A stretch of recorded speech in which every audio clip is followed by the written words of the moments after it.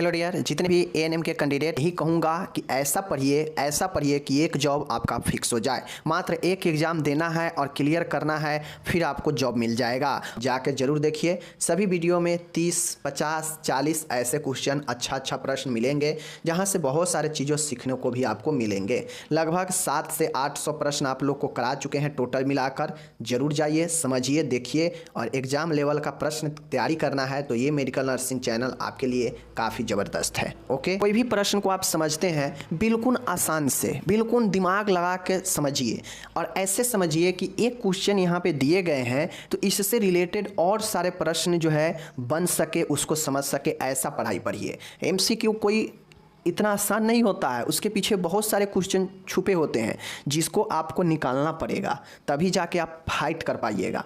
और सबसे अच्छा तरीका मैं एक चीज़ आपको बताता हूँ। जैसे आज मैं आपको 30 क्वेश्चन यहाँ पे कराऊंगा, समझ गए?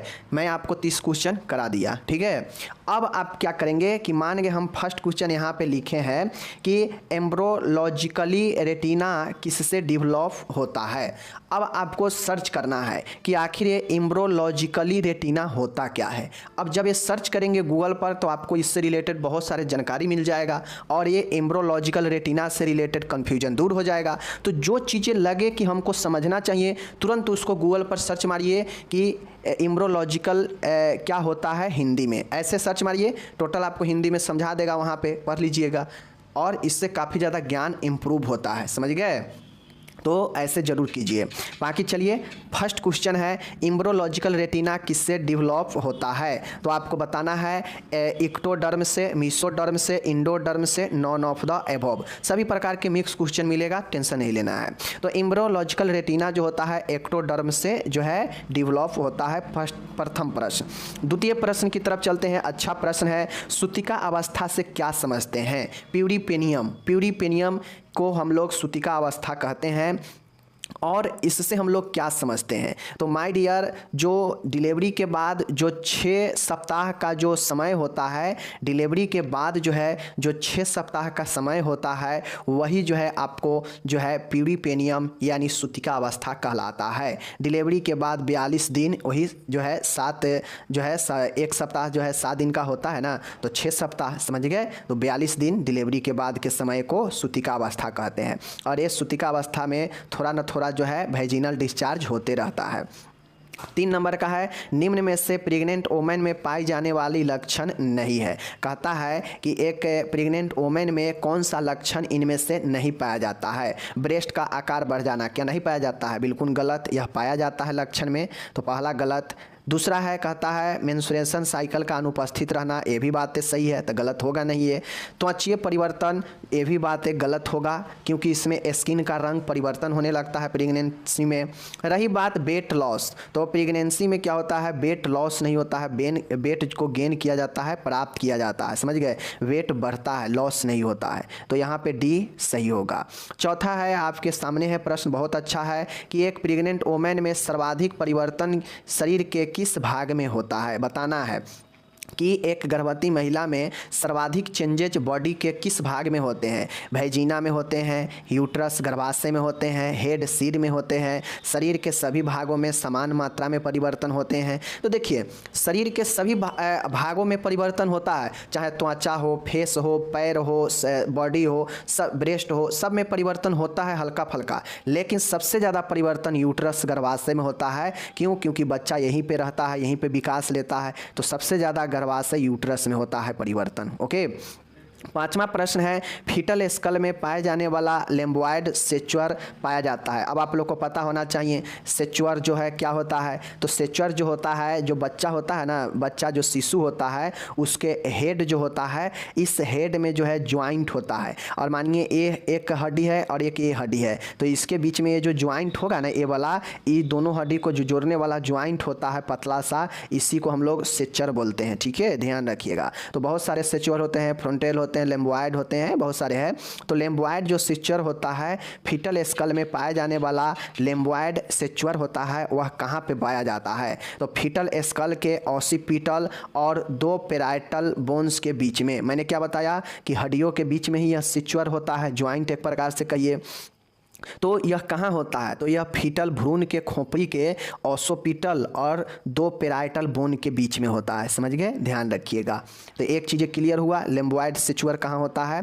छठा प्रश्न है, अच्छा प्रश्न है, निम्न में से सबसे समान प्रकार का प्लेग क्या है? अब देखिए वहाँ पे कुछ हम लोग गायनिक मिडवाइफरी से क्वेश्चन देखे हैं, अब 5 क्वेश्चन देख लिए। अब हम लोग कुछ क्वेश्चन आगे चलते हैं, इन्फेक्शन से रिलेटेड देखते हैं।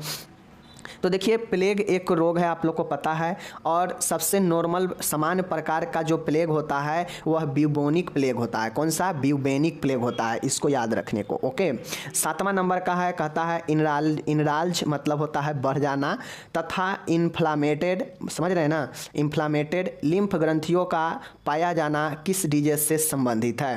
कहता है कि जो लिम्फ होता है, लिम्फ ग्लैंड होते हैं, उसको इनराल्ज होना मतलब बढ़ जाना, बड़ा होना, और इन्फ्लामेड मतलब समझते ही हैं, ये चीज़ें हो जाना किस डिजीज में होता है? तो प्लेग में होता है। प्लेग में जो है लिम्फ ग्रंथि प्रभावित होता है, जिसमें लिम्फ ग्रंथि का बढ़ जाना और इन्फ्लामेड हो जाना, यह प्लेग में होते हैं। ओके, टिटनस आप लोग को पता ही है कि टिटनस में लॉक जॉक होता है, धनुष की आकृति का शरीर जो है होने लगता है, ये सब पता ही है आपको।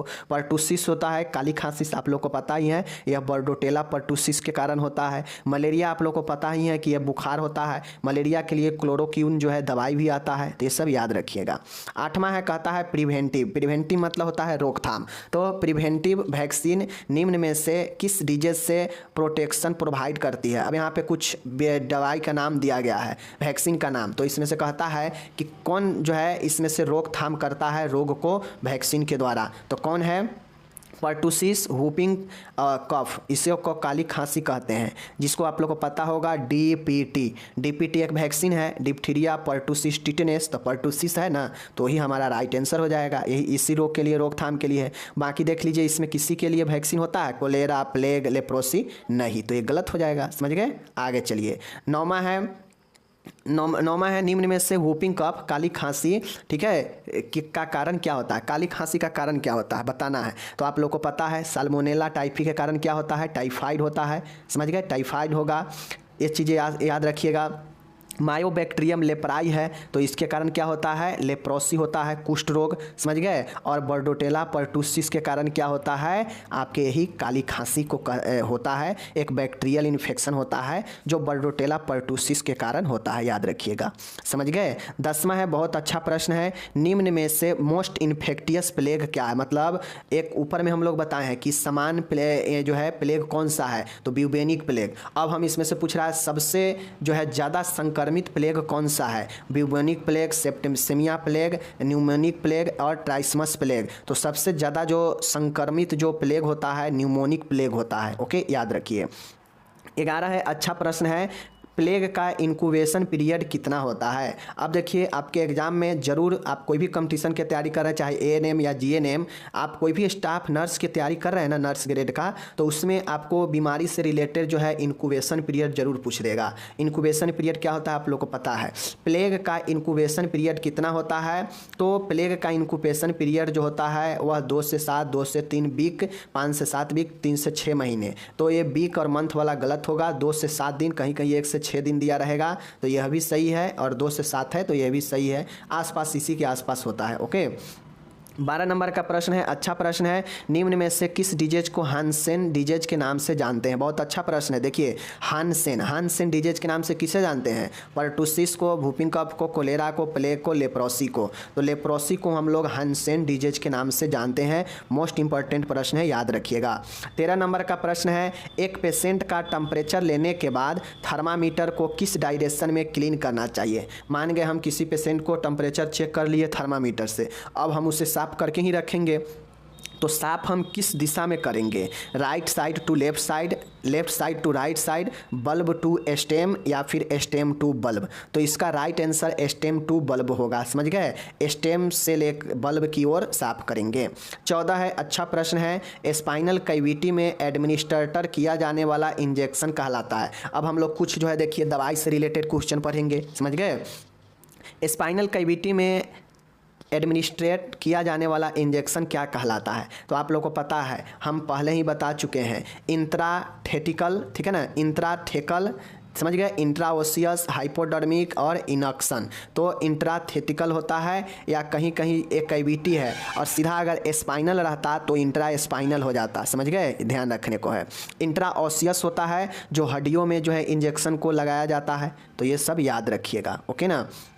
इनक्शन, इनक्शन क्या होता है आप लोग बताइए, क्योंकि इनक्शन भी एक दवाई देने का मार्ग ही है, समझ गए। तो इनक्शन के बारे में बताइए। साइनोसिस, साइनोसिस का मीनिंग क्या होता है, तो आप लोग को पता होना चाहिए।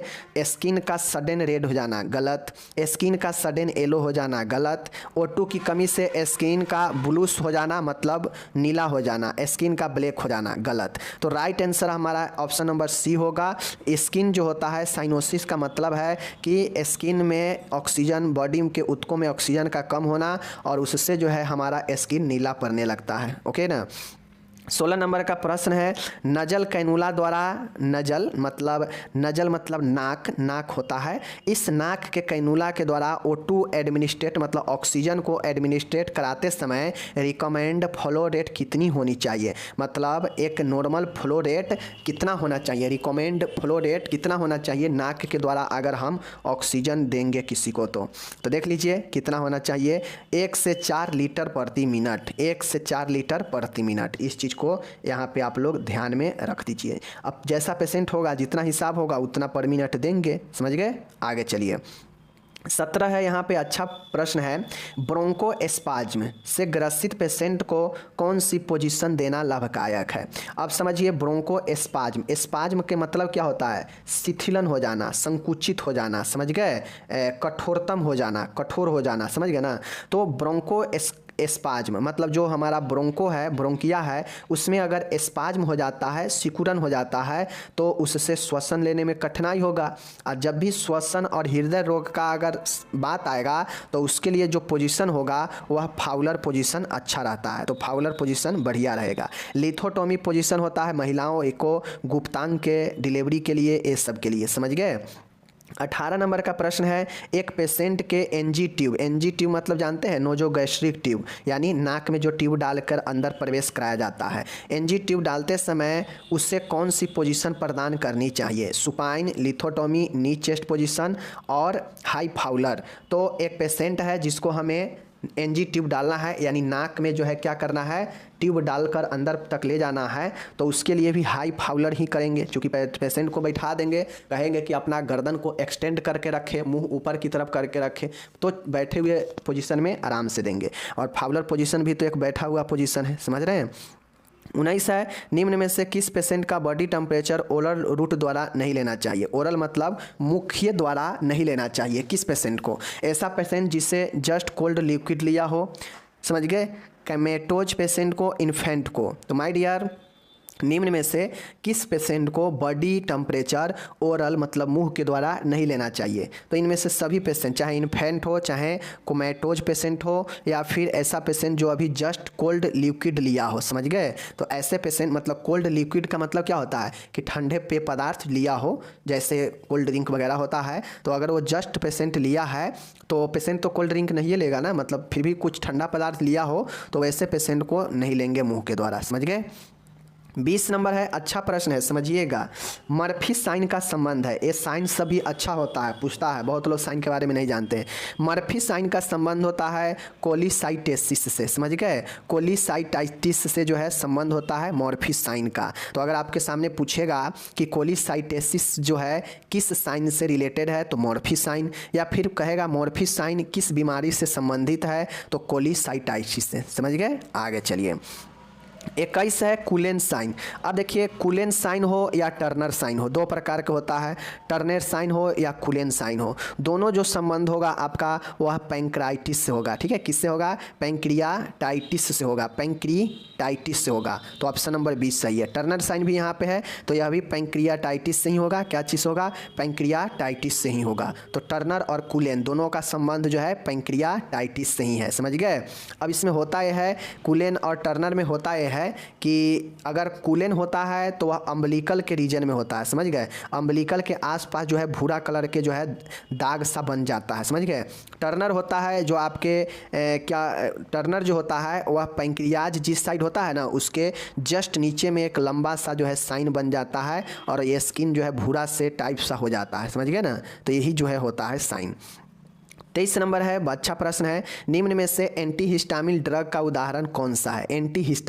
एंटीहिस्टामिन दवाई होता है जो आपको नाक बहना, छींक होना, बहुत ज़्यादा नाक से पानी जाना, मतलब सीधा समझिए कि एलर्जी से रिलेटेड होता है, समझ गए। तो एंटीहिस्टामिन ड्रग एलर्जी वाले को दिया जाता है। जो इनमें से कौन दवाई है, स्यूडोएफ्रिडिन, समझ गए, सिट्रीजिन, मेथिल प्रेडनिसोलोन और डेरिफाइलिन। तो आपको पता है सिट्रीजिन जिसको लेवोसिट्रीजिन कहते हैं, लेवोसिट कहते हैं, बहुत सारे दवाई आता है एंटीहिस्टामिन में। तो लेवोसिट्रीजिन या इसी को सिट्रीजिन कहते हैं, यह एंटीहिस्टामिन होता है जो नाक बहना, जुखाम, ज़्यादा सर्दी, पानी निकलना इस सब में दिया जाता है, समझ गए, एलर्जी से लिए। रही बात प्रेडनिसोलोन, सोलोन वाला या सोन वाला दवाई जहाँ भी देखिएगा समझ जाइएगा कि यह जो है एस्टेरॉयड दवा है, समझ गए।